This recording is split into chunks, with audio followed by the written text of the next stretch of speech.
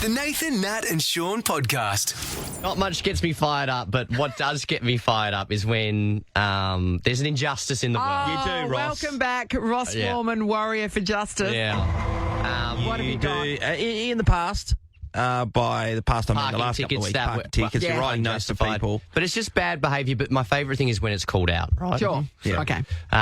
Because they need to be made accountable because there's something unfair, to right the world. This is what one of the school mums was telling me the other day.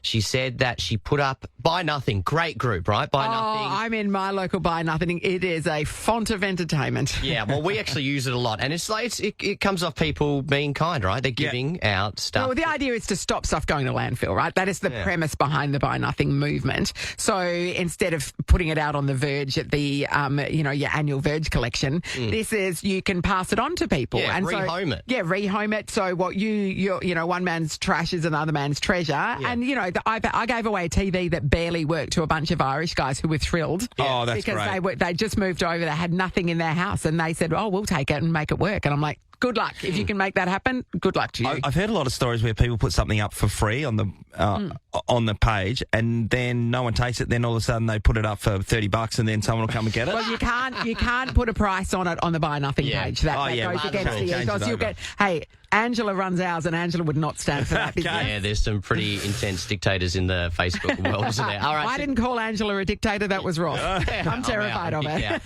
So she put up, and it's really good for parents, right? Because there's, toys. Yeah, and kids clothes. grow out of stuff so fast. Yeah. But one of the things that she put up was a cot, like a really nice cot worth a couple $100. Obviously, they don't need it anymore. Put it up and Buy Nothing goes to a parent, and the lady that wanted it, which was within our community. Oh, yeah, so this is the other thing, is how you decide who gets it. Yeah. Now, some people, I often just use a random number generator to pick who receives it. Yeah. Because people say, I'd like to be considered, and there's a bunch of them, and you got to pick, I guess. And sometimes there are real sob stories. Yeah. Like, I've gotten things because I've been, once was just a little bit funny, and she went, that's, you can have it. Yeah. So, but, so there are various tactics to how you might sway the person to give it to you. So the lady that wanted it, she wanted it to either have it for her house or have another one at her parents' house. So, when they're babysitting, they've got a cot there. Yeah, that's cool. So she goes, cool, you can have it, and she takes the cot, no problem. The next day, she's also part of a marketplace group of that community. What pops up is that exact cot she just gave to this lady, and it pops up for on the local buy, sell and trade Yeah, one of those things for about $200. You can't Profiteering. immediately take it and then sell it for free and then sell it. Okay, what's the time limit?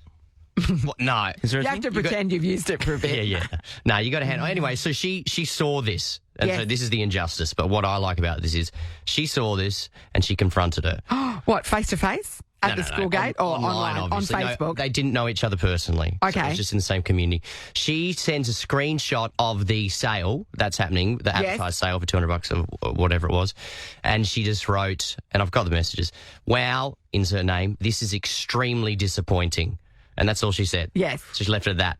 She waited for a bit. The response she got was along the lines of, this must be very frustrating for you. My intention was to give it to the grandparents. However, it didn't have storage under it, so it didn't really work in this case. But if that's the case, you just put it back on the Buy Nothing page. And then she said... And somebody else who will put their hand up for it can have it. You don't sell it. Totally agree. But then she said she went into a bit of like, we really do need the money, rents and stuff like that, etc. And all this self-realisation happened in the space of a day. Yeah, I know. I'm sorry. Have you considered doing this to make a few extra bucks? I am doing it. No, I wouldn't do that. It would be unjustified. Anyway, so she responded, and then her response to that was, and this is the person that gave it to her, it's not frustrating, more disappointing that you've taken something gifted and are now trying to make money from it. I expect you'll do the right thing and remove this sale post and then re-gift it as I had intended.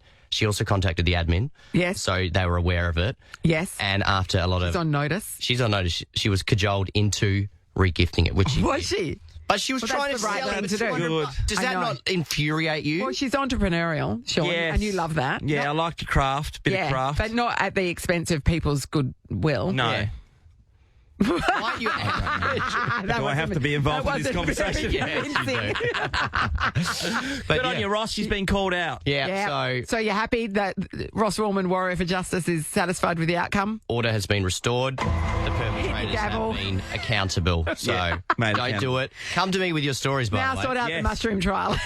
If you do have a story, hit us up. Yep. Yeah, get Ross the to Warrior chuck for it out there. Justice will be onto it. This is the Nathan, Nat and Sean podcast.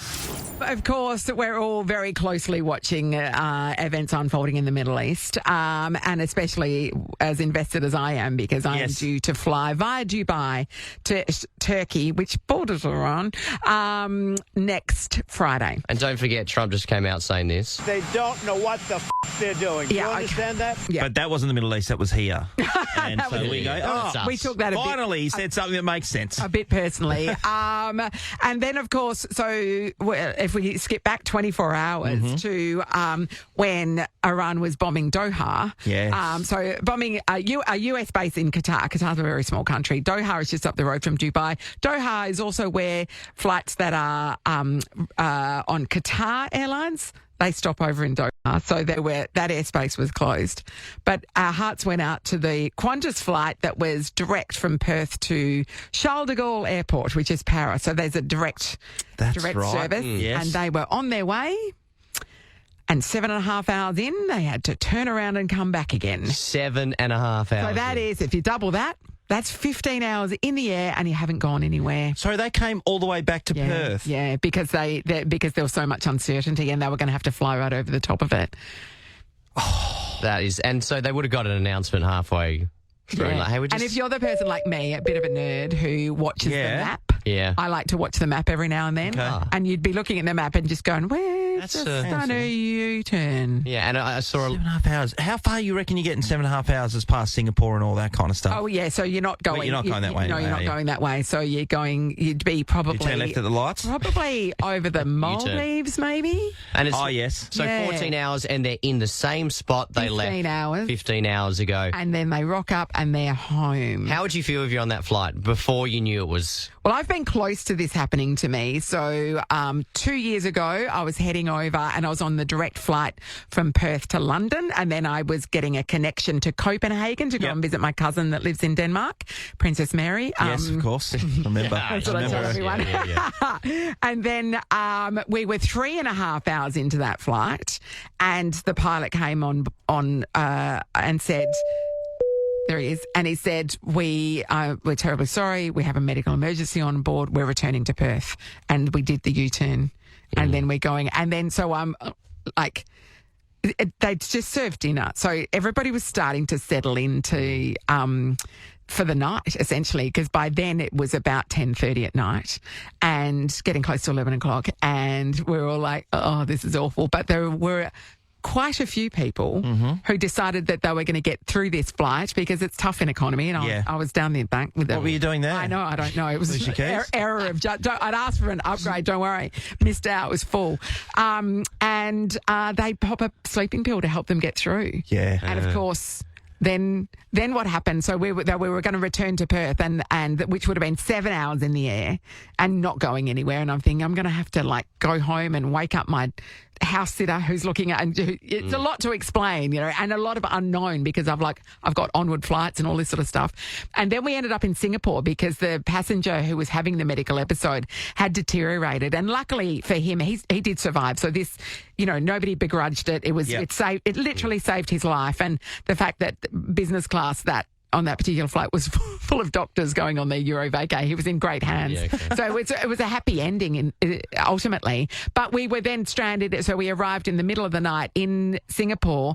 Everybody who'd popped their pills were literally dazed and confused. They didn't know what was going on. They thought they were going to be waking up in London. All of a sudden they're in a airport lounge at Changi Airport and being sort of bundled onto buses and sent off to accommodation. And they did a great job of accommodating us in the middle of the night. It was incredible the way they actually operated and mobilised and got everybody up and going. But it was a very long day. And at the end of it, then we didn't leave Singapore until 11:30 the following night, that night. So we had pretty much 24 hours in Singapore. Sometimes you got to turn back. I know. whatever No, But reason. 15 hours, like 7.5 hours in. Yeah, I mean, once you knew why, I'm sure you Yeah, are. that's yeah. right, because they didn't want to fly over like war. Yeah. Yeah. But Like recently outbroken war. You go, that's an unfortunate circumstance. Have you had to turn back for Yeah. whatever reason? And it doesn't have to have been a flight. No, absolutely. You you could be were- driving up north, up Yeah. to the Yes, or the northwest coast. the great pilgrimage across the Nullarbor, and Oh, then you yes. realise you forgot to, left the oven on. yeah, left the iron on. Home alone. Left the human at home. Yes, could have been that. Tom's in North Perth. Hello, Hi, how's it going? Good, Tom, buddy. Have you been turned around? What happened? Oh, basically, back in the UK, the family's supposed to go into Gran Canaria, or one of the Canary Islands. Yes. About to get on the plane, setting off, and a volcano erupts in the middle of Gran Canaria, I think it was. Oh, Bad So all flights timing. got grounded. Yeah, it was a bloody nightmare. How did you feel? Because, I mean, like, you can't really be angry at an inanimate volcano. You can be, I guess. Nah, I was kind of disappointed that I didn't get to see it, to be honest. I wanted to see it from the plane. yeah, yeah, right. As the plane's engulfed in a cloud of ash, but okay, that's yeah, really good yeah. for the engines. Yeah, I didn't get to see it once. Yeah, that's true. Yeah, that's Did you get to go on the holiday, or was the whole holiday cancelled? Whole holiday cancelled. Yeah. Flights across Europe got grounded. I had to wait until the next following week, I suppose. Yeah. Oh, And lucky then you with that's EasyJet because there's another £10 and then you're off again. it. Good times. Thanks, Tom. Jay's in Ellenbrook. Morning, Jay. Morning, guys. How are you? Good, Jay. Buddy, now when did you have to turn around? So a few years ago, I thought I'll take the family to go and see where I grew up in Bridgetown. So Lovely. we planned a little nice, staycay down there. Yep. Drive down, and the kids have both forgotten the comforters. Oh, no. Is that like a And- pillow or a teddy bear? No, a blanket, a little blanket that they have. Yeah. Yes. And they cannot sleep without them. So Yes. I dropped them off at the chalets, drove all the way back to Ellenbrook to grab 2 blankets, and then drove back. Oh, Jay, you're a great dad, Jay. but how annoying. So what is it? It's And about that's a 3 hours to 3 and a- Bridgetown? Yeah, about 3 hours, 3.5 hour trip. Yeah. Yeah. So that was nice and fun. But So you went I down, thought, Dad, back, and down again. So that's 9, 10, 10 10 and a half hours. hours. Yeah. And I have a feeling somebody would have blamed you for this. Yes, I She's in definitely the got blamed background. for it. And Yeah. they stayed down there while I drove back. Yeah, I know. Yeah, they did. Jay, Oh, Jay. yeah, Jay. good man, though. Oh, yeah, that's the trap, isn't it? Confidence. When they rely on them to sleep. And you It's can't, like, talk him out of it logically, can you? No. No. Oh, kids. I know. Who'd have them? exactly. Thanks, Jay. Tanya's in Janebrook. Hello. Hi, how are you? Hey, Good, Good, Tan. Tan. Okay, why did you have to turn around? What happened? Okay, so this didn't actually happen to me, but one of my very good friends, her and her husband are school teachers, so they set off on their school holidays with their 4 young children, and they on the way to Carragini, they get probably halfway there, which is about a 15-hour drive, and they had to pull over for a toilet break, and their rag doll cat was in the caravan with them. It had gotten in while they were packing up. No one had noticed. So they were about to turn around and head all the way back, but they got a family member to meet them halfway. So they only had to do about 6 hours back rather than... hitchhiking Stowaway cat. Because you can't take a cat into a No. national park. No, you Sean. can't. So, old Carragini. Oh, my No. goodness. and also, you'd just be worried it'd run away all the time. Pussy on the loose isn't good in Carragini. No, you don't want that, Sean. Great start to a holiday. Oh, Tanya. What about the family member getting the call? yeah. Any It's like, days you can can meet you us? drive up, drive for about 7 hours and come and get our cat? It's like, Me and Jero. wait, what? What? How many? This is the Nathan, Nat and Sean podcast. I want to speak about something that's been floating around for a few days since the weekend. And if you're watching Channel 10 Sport last night, Paul Hazelby chucked this up as well. And it's to do with seagulls. It's not the seagull impersonation Oh, competition no. again, is it? No, we haven't got that. They were great. We should do it again. We should do it. It's a huge success. And how Wasn't good are it? you, Nat, by the way? Thank with you, doing thank animals? you. The Seaford Tigers took on the Somerville Eagles on Saturday afternoon. That was in the Morning Peninsula. And a guy from Somerville was having a shot for goal. He's launching. He's probably about 40 metres out. Guy on the mark's about 40 metres out. Crucial time of the game. Yeah. Should we play it? Yeah, let's play. All right, this is it here. It's running in Running in. Number 7. and he kicks. Left foot.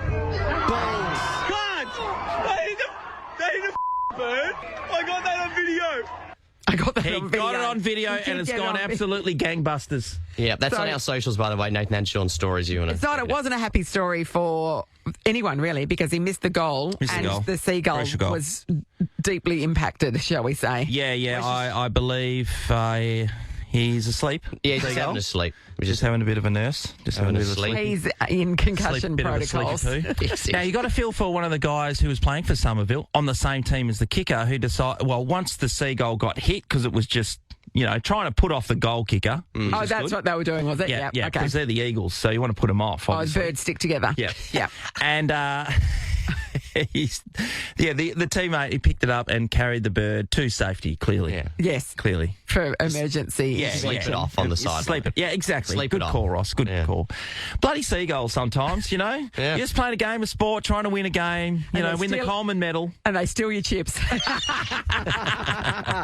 If that's not bad enough. I know, right? That is a great affront to a goal kicker for a bird to intercept your shot at What goal. are the odds? You Yeah. ever had a problem with a seagull over your journey? Oh, only from a chip stealing perspective, because it's like when you get your chips out at the beach, it's like one sidles up and sort of side eyes you, and then the next thing you know, like you blink and there's like 400 of them. It's like how did they do that? How did they all converge at that time? And then it's like they just dare one another to get closer. They get brave real quick. Yeah, don't they just? It's brazen, and then they're just like, I want a bit of that. Yeah, do it. You do it. I'll do it. You should do it. And then You ready? let's Ready, do it ready? Watch together, this. and then But there's always one that gets angry at the rest of them because they're trying to... Yeah. the ones that get me, Sean, at one of our locals, which is the Left Bank, Yeah. because there are tables outside Yes. and people finish their meals but don't finish everything. They literally get up and leave, and then immediately 8 seagulls bang straight on it. And they're ripping things apart and pulling it and fighting over things. And it's like, I'm just sitting here trying to eat my schnitzel at the next table. Back off. Yeah. So what seagull stories? Yeah, I want to Bloody hear this. seagulls. I mean, because look what happened here. Yeah. I mean, this is game in country Victoria, Mornington Peninsula. Game's on the line. Seagull. Bloody seagulls. Bloody seagulls. Debbie's in Midland. Morning, Deb. Good morning. How are you? Good, Oh, Deb. Deb, have you had an altercation with a bloody seagull? Yes, absolutely. A friend of mine. So we went down to Mandurah to do the fish and chips on the foreshore, Classic. and this a number of years ago. And they're quite cheeky. They like to get in nice and close and steal your chips and things. Yeah, cheeky and they a friend are. of mine, she had enough, and she actually reached out and grabbed the seagull by the legs, She got one. and it and it freaked out and it I'm not chewed on surprised. her. And a giant explosion Yes. that went all over her hot pink dress. I'll never Yes. forget it. Yeah. And she was mortified, so we went into the loos and she was getting some toilet paper and trying to rub it on. And Yes. it was the biggest explosion I've ever seen, and it was just, she was mortified. We were killing ourselves that's laughing, funny. and we've never let her forget. So, Look, I'm so just now- going to put it now out there. I might be Team Seagull on this. She grabbed it by the leg. Yeah, and he pooed his pants. Yeah, I don't expected it at all. It was the funniest thing ever. Yeah. You wouldn't forget that. Nah, Let's go. no, Hot no, pink that's- dress. Yeah, not that's- you. Rubbing it off. Not you, very funny. Yeah, You much funnier. Less so. Thanks, Deb. Johnny's in Baldivis. Morning, Johnny. How you going, guys? How are you? Good, Johnny. bud. Now, have you had an altercation with a bloody seagull? I have, unfortunately.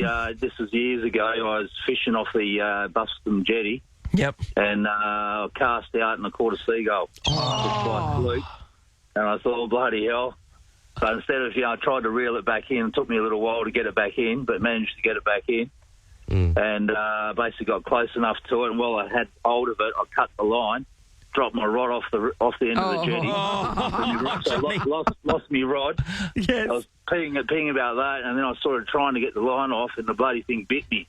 And I'm freaking screaming. It's like I'm on your side here, mate. Let it go. So I didn't get the line out of it, unfortunately. So you didn't get the line about, and you lost your rod off the jetty. And I lost my rod. So Oh, bit of a double whammy. I was pretty peeved about that. Oh, but I anyway, bet. what do you do, mate? Never heard Trying of a to seagull rescue it. biting. But you oh got, well, Yeah, mate, well, it's got a hook in its mouth. yeah. I'd be biting mate, too.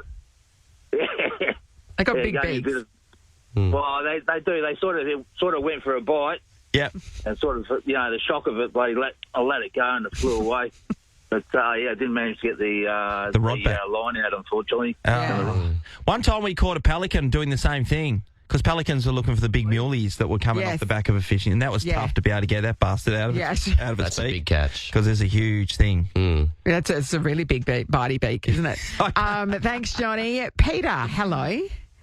Hi. Hi, Pete. Okay, talk to us. Have you had an altercation with a seagull? Yeah, I certainly have. This was also years ago. I was driving along West Coast Highway, somewhere between Scarborough and City Beach area. Yep. And I had the windows open in my car, and I was just driving along, and next minute I heard this thud, and this seagull flew into the panel between the driver and the back seat and filled my car with feathers, scared the absolute billio out of me. I had to pull over and see whether I had a bird in the car. Yes. But I hadn't, so I don't even know if I killed it or not. But I had a car full of feathers. It just scared me so much. Did it dent the car at all, do you reckon? Hey? Did it dent the car at all? Yeah, there was you could see a mark on the panel between the car. It was just like blood or whatever. Yeah. I can't even remember now, but it just scared me so Seagull much. juice. I couldn't believe it. Seagull juice. Where is the T-shirt that says that? Nathan, Nat and Sean is a Nova podcast. For more great comedy shows like this, head to novapodcasts.com.au. Nova.